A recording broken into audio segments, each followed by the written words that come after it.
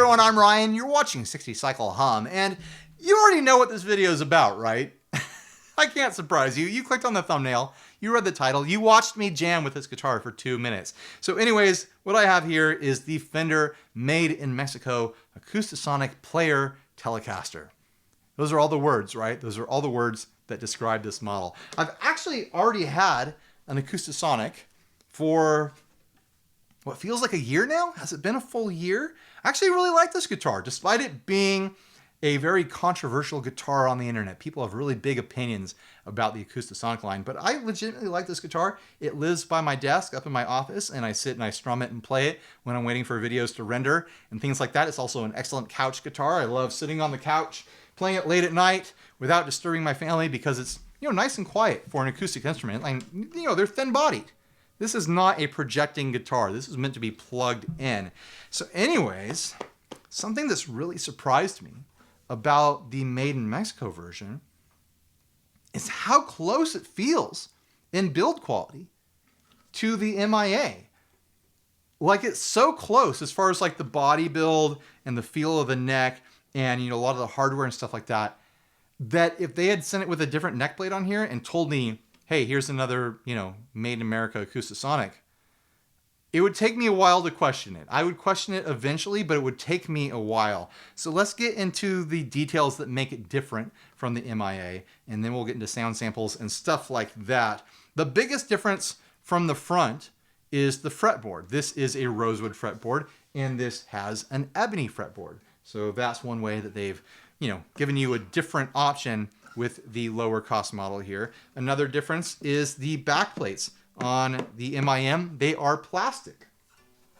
On the MIA, there are anodized aluminum or some sort of metallic backplate. You also notice there is a battery drawer or clip or tray. What do you call that?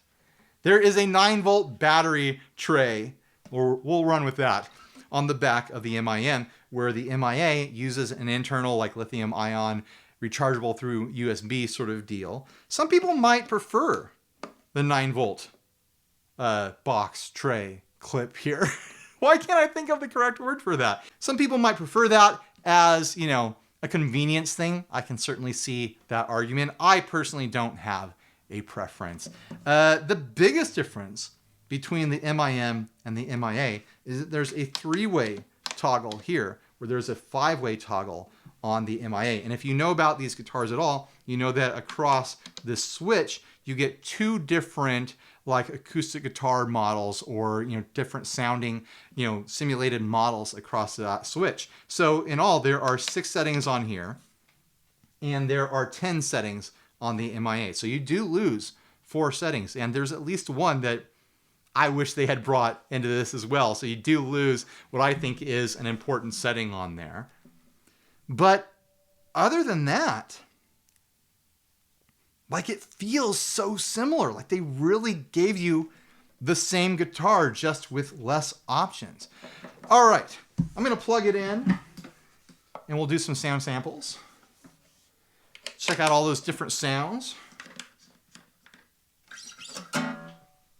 By the way, I am running direct into my recorder. That is what you will be hearing. I am also plugged into my Boss Katana 100 back here on the acoustic setting, just so that I can monitor what is being recorded. Anyways, here's Wonderwall.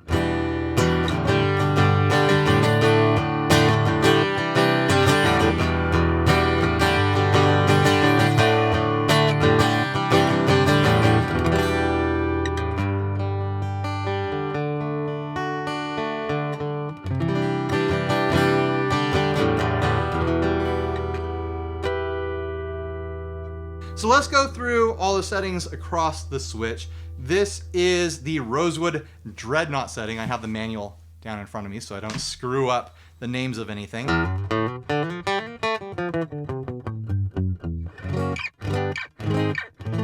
This is the setting that I would lean towards for strumming sounds, for my own personal preferences.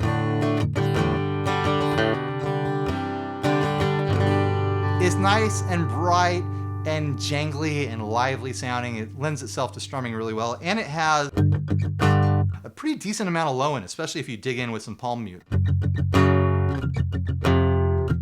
And you roll this back and you get into the mahogany body short scale. Mahogany small body short scale is what the manual says. It's gonna be tighter, brighter, more twangy, has a bit of like a nasal quality to it. Sounds like a parlor guitar.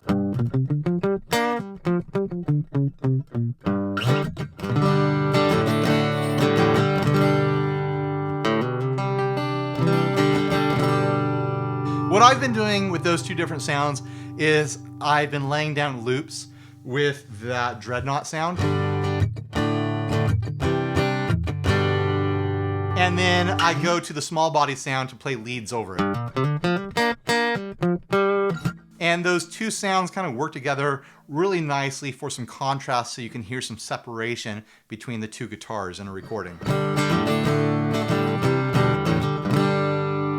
Also, you can blend them, which is, I think, a huge feature here. Technically, you have 6 settings, but if you count like various sweet spots across the blend, you have so many more than that.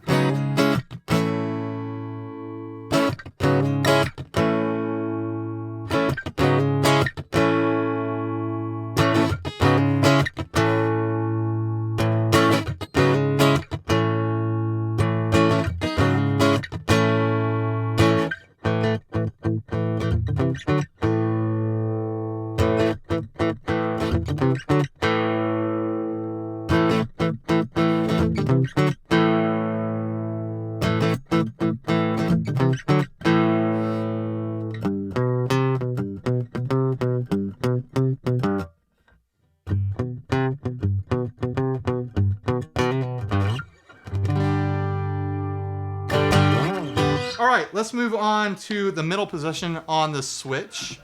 This is the lo-fi settings. This is just a standard piezo sort of acoustic guitar sound, and I almost feel like Fender is throwing a little bit of shade at those style of acoustic guitars by calling it lo-fi. It's just what a normal acoustic guitar sounds like when you plug it in. Is that piezo or piezo pickup, however you pronounce it. The backside of the knob is the clean setting.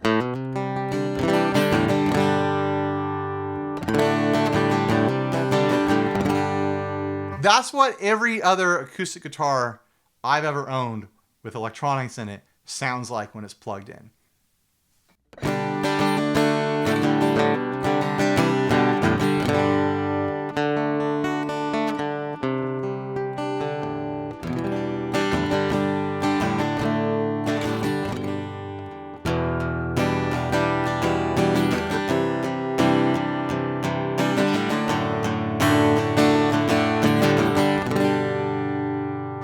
Then we roll it forward and we get the lo-fi crunch setting, which has like some drive on it. It's like a piezo with some dirt on it.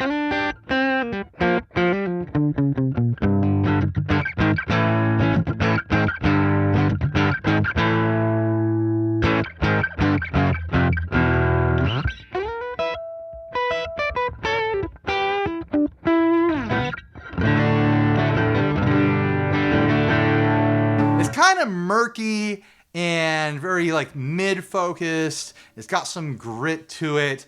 It's the sort of sound where I'm not gonna like intentionally seek out to use that sound, but if I'm recording and I'm in a mix or I'm live or something like that, I'm gonna be surprised because there's gonna be situations where that sound is exactly what I need, especially if I'm blending against that clean sound.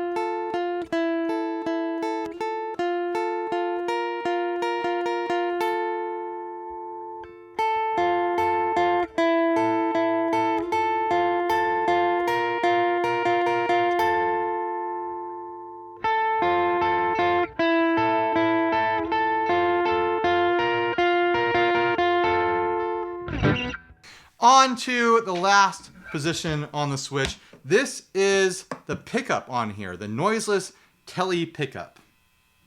This one's interesting to me, and the way that I'm set up to record right now probably isn't the ideal for this setting. I should probably be running into a guitar amp and doing effects and stuff like that. And I'll get to that later in the video. I'm going to throw a bunch of wild effects at this. At least I'm planning on. I don't know what I'm going to pick. So anyways, this is what it sounds like. Here is the normal setting, the Noiseless Tele pickup, and then I'll be able to blend forward to the fat Noiseless Tele pickup, which has some dirt and distortion and grit on it.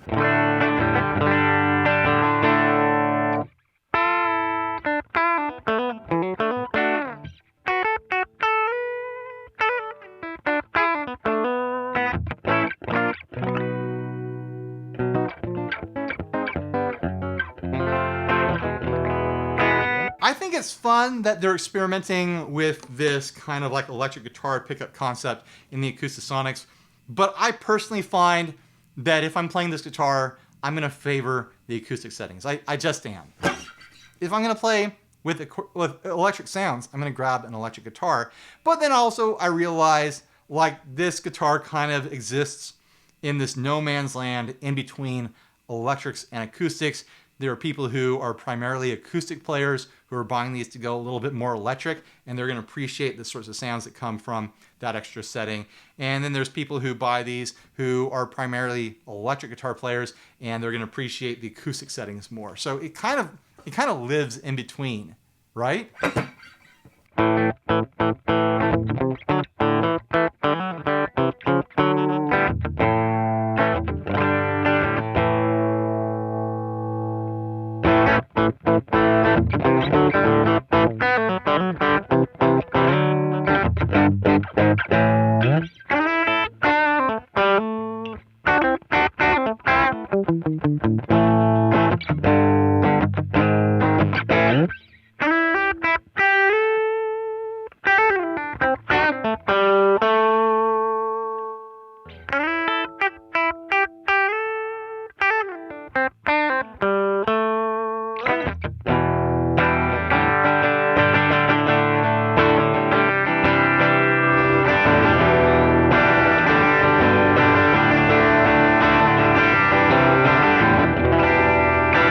Is that the second time I've played Wonderwall now? I'm going to go for 3. I'm going to try to play it 3 times.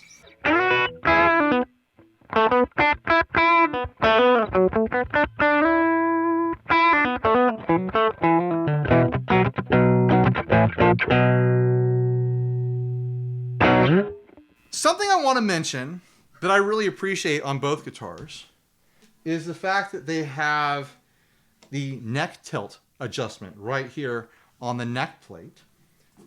You put an Allen key in there, like this one right here, and you can adjust the tilt of the neck, giving you electric guitar adjustment and playability on the fly. Like I adjusted the neck on this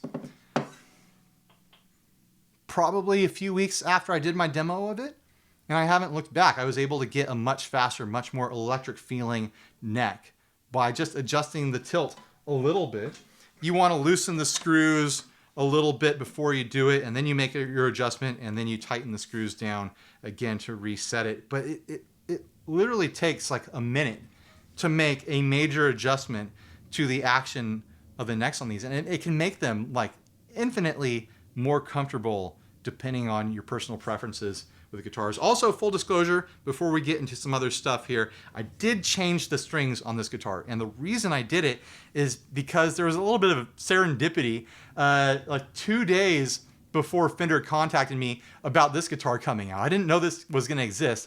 I had changed the strings on the Jazzmaster because the old strings had gotten old. They sounded a little bit dead. I enjoyed playing the guitar, and I wanted a fresh set of strings. So when this showed up, and it had the factory strings on it, I was like, I've got to change the strings on this guitar so that I can hear how close it sounds to the Jazzmaster, because it's a completely different set of strings. It had the Fender set strings on here, which sounded very different.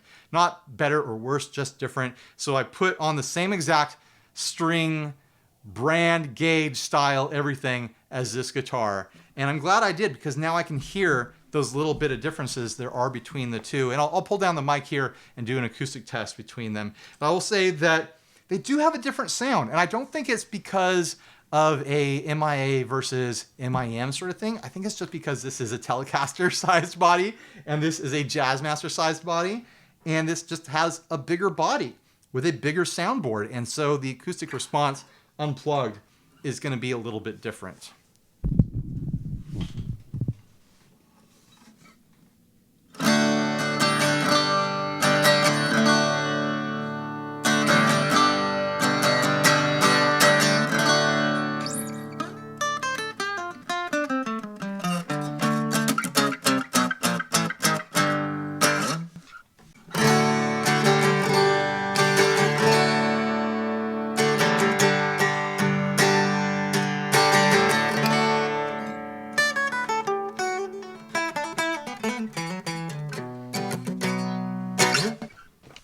It's a very slight difference, but it is a difference. Otherwise, they feel and play extremely similar.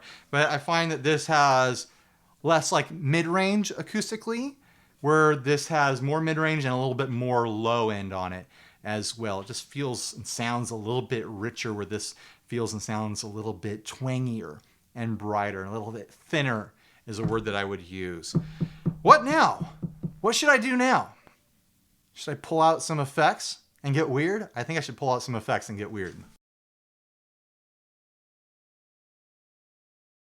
Something I wanted to circle back to before we get into, some weird sounds with this pile of, very irresponsible pedals I just grabbed to run an acoustic through. I mentioned that there was a setting on the Jazzmaster that didn't carry over to the MIM.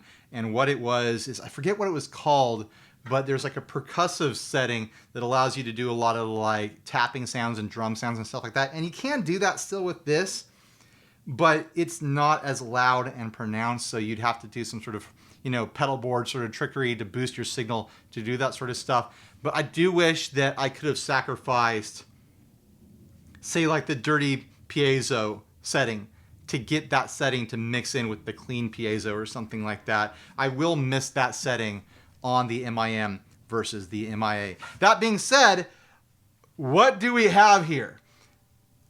I grabbed the Gonculator for some reason, which is a distortion with a ring mod included.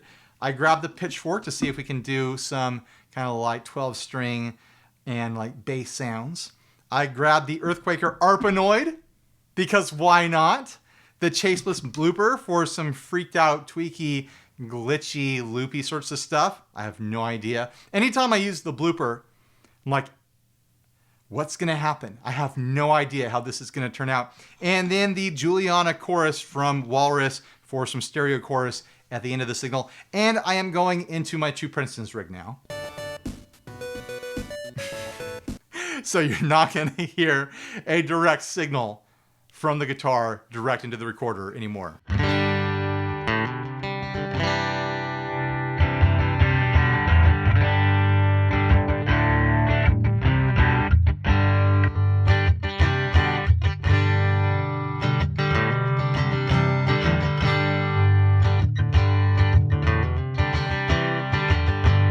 It sounds good through the amps. I think I recorded the demo for the Jazzmaster through my amps, but in room, like the acoustic setting on the Katana, I think was my preferred way for monitoring and listening to actual acoustic sounds.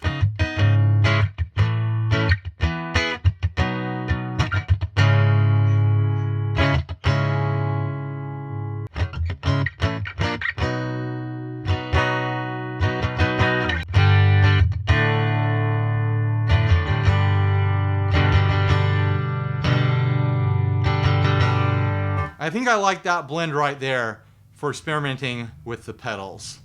I'm sure I'm going to change it as I go. Let's try the Pitchfork first. I want to try to do a 12-string sound with a pedal.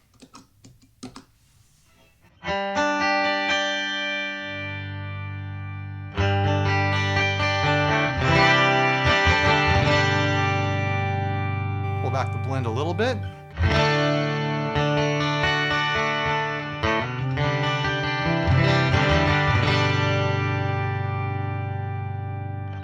Sounds passable to me. I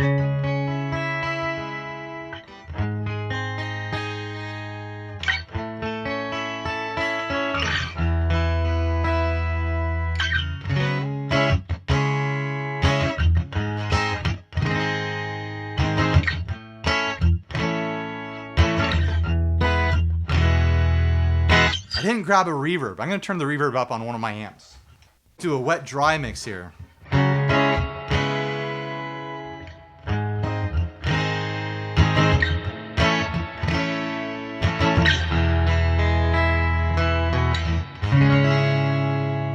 I like that. That's pretty.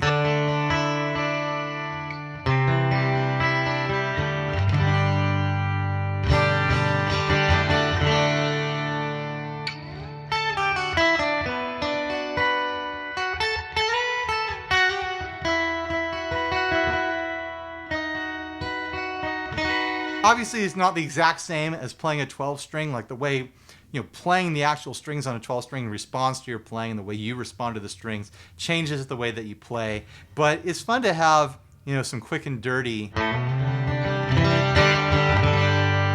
of approximations of a 12 string if you need that sound on a fly.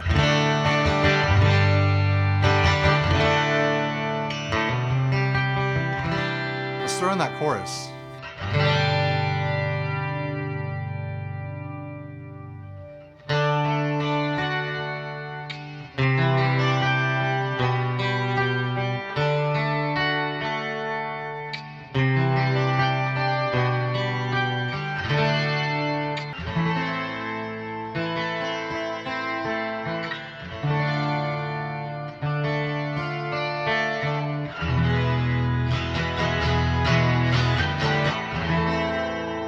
I'm going to try it on that clean piezo.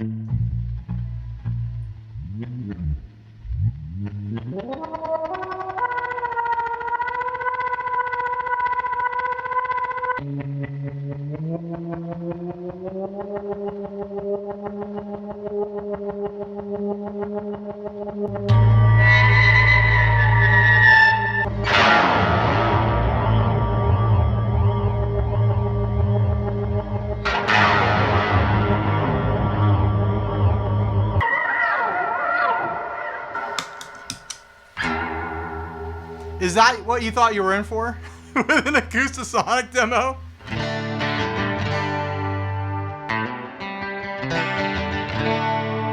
I need to spend some time relearning the blooper.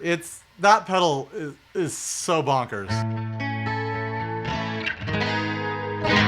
But hey, that stereo chorus, the wet dry, that sounds beautiful.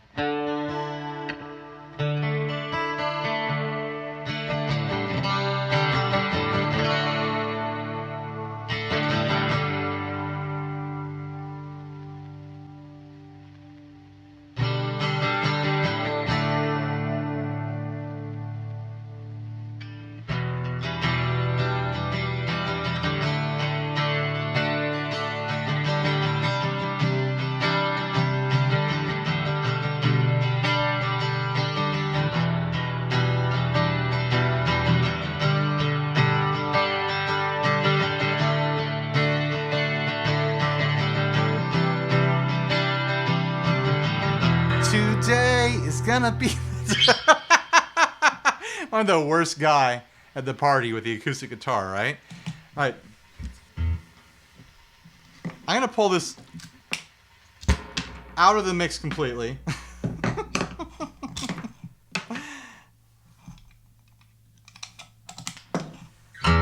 Let's do some bass sounds with the pitchfork, then I'll explore the gonculator and the arpanoid a little bit more.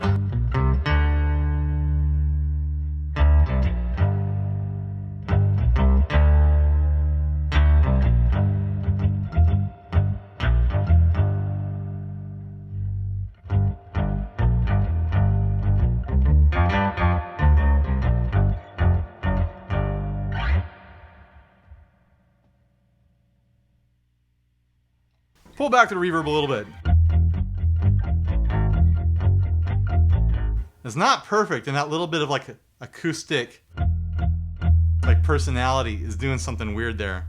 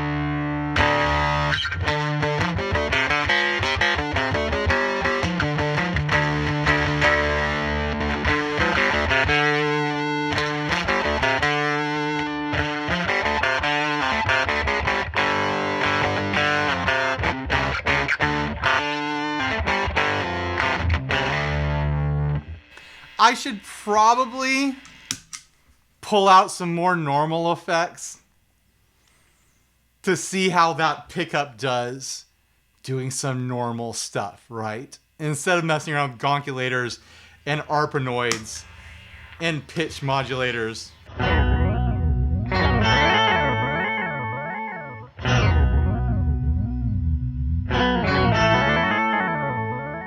It is fun though.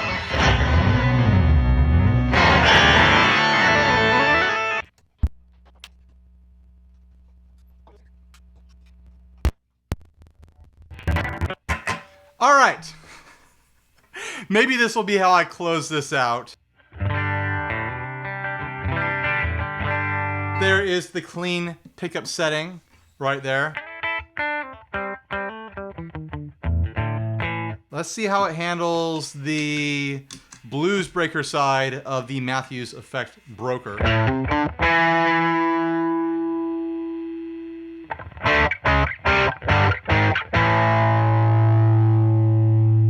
To the dirty side of the pickup.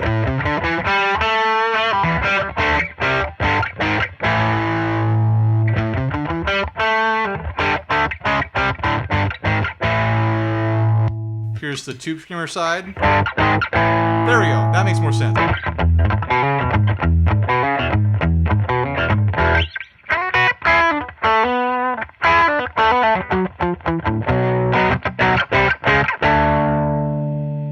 The pickup on this and the Jazzmaster, the settings on those are kind of mysterious to me. This is where my criticism of the guitar comes in, because it doesn't, I kind of understand what it's trying to do, but it doesn't really sound like an electric pickup. I wonder what it would sound like with the electric guitar strings running into it, but it has a really unique voice. I haven't played mine out live. People who own Acoustasonics, do you use the pickup setting? That's what I want to know. Because like I said earlier, I tend to favor the acoustic sounds because if I pick up this guitar, that's what I want out of it, you know? and the Jazzmaster, if I pick up this guitar or the Jazzmaster.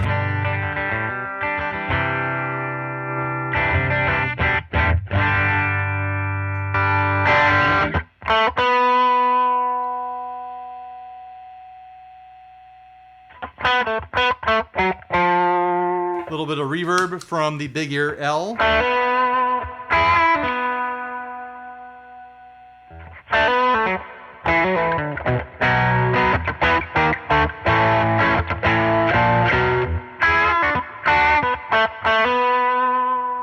Some delay from the DM2W.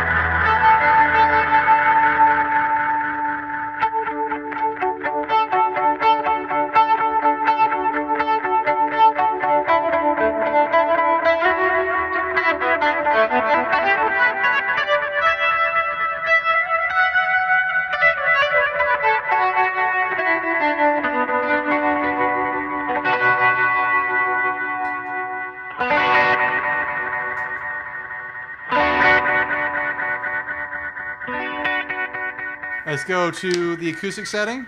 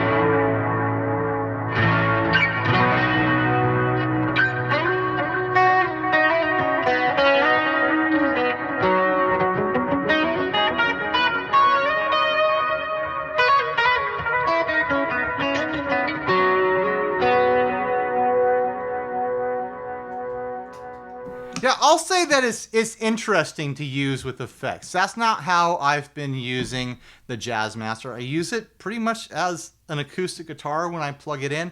I'll throw some reverb, maybe a little bit of delay, but I don't usually start throwing drives and modulations at it. Although the chorus sounded very pretty, I think a little bit of reverb and a little tremolo is going to sound, you know, that's always going to be a classic choice.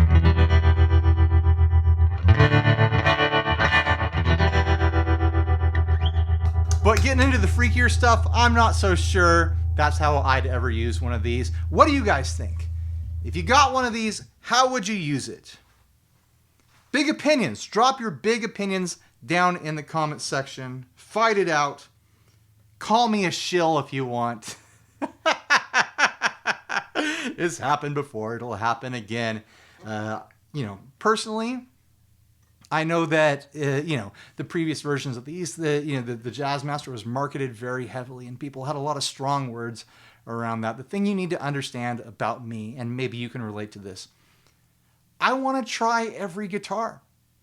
I legitimately do. And if there's an opportunity for me to try a guitar, I'm going to do it. And a lot of times I end up trying a guitar and liking it. I think that's the case for the Jazzmaster over there. I think it's really fun and really great, honestly, that Fender has put out a more affordable Mexican version of the Acoustasonic for people who want to try it, but, you know, obviously can't afford a American priced instrument. I do wish that it had carried over that more percussive setting from the MIA, but I think the sounds that you get with this really wraps up and really shows off what the Acoustasonic line does. You tell me. People who have been shopping for Acoustasonics but wish the price was lower, is this it? Is this going to do it for you? Everyone else? You can comment too. Anyways, thanks for watching. Please like, subscribe, dislike, leave me rude and nasty comments. Support on Patreon. Buy a shirt if you're naked. Click all the links, please. Affiliate links. Like, pay bills for me. It's part of how I make my living over here. So if you're going to be shopping for anything, I'd strongly consider, you know, taking my general links that I have down below and making them your bookmarks. If you want to help out this channel, if you have another channel that you prefer and they have affiliate links, really consider doing that. Like if you're going to do Amazon shopping, Sweetwater shopping, Thomann shopping, anything like that, like consider making those links your bookmarks that you use all the time, because anything that you purchase will contribute to people like me who make content full time being able to make a living. So it's just something to think about. Also, some people like hanging out in the Premiere chats. I'm laying it all out there this episode. Some people like hanging out in the Premiere chats. If you want to be like some people, then make sure you subscribe and click the bell down below and set it to all. And then we can hang out in the Premiere chats and be friends and talk trash about my playing in the videos as they premiere live. All right, bye everyone. Stay grounded.